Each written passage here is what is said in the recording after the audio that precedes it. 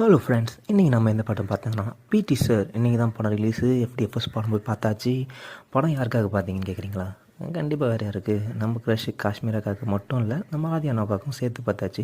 சரி, ஓகே, படம் எப்படி இருக்குது? படத்தோட ஒன்லைன் என்னென்னு கேட்டிங்கன்னா, உமன்ஸ்க்காக ஒரு சப்போர்ட் பண்ணுற சிங்கப்பெண்ணுன்ற மாதிரி உமன்ஸுக்காக தட்டி கேட்குற ஹீரோ. அந்த சொசைட்டி எதனாலும் ஒரு பொண்ணை தான் குத்தம் சொல்லும், ஒரு பசங்க எது பண்ணாலும் அவங்கள பெருசாக பேசுறது இல்லைன்ற மாதிரி ஒரு கண்டென்ட்டு.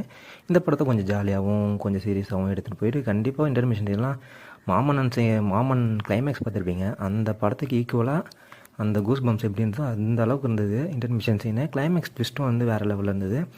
கண்டிப்பாக அந்த ட்விஸ்ட்டு யாருமே எதிர்பார்த்துருக்க மாட்டீங்க. அதனாலே இந்த படம் வந்து சூப்பராக இருக்குன்னே சொல்லலாம். கண்டிப்பாக உங்களுக்கு இந்த படம் ரொம்ப பிடிக்கும்னு நான் நம்புகிறேன். இந்த படத்தில் வந்து ஆக்டிங் நடித்து எல்லாருமே சூப்பராக நடிச்சிருக்காங்க. பிரபு சார்லேருந்து பாக்கியராஜ் சார்லேருந்து நம்ம இப்போ பார்த்தீங்கன்னா ஹீரோயின் அந்த முனிஷ்காந்த் எல்லாமே வேறு level class, top class performance.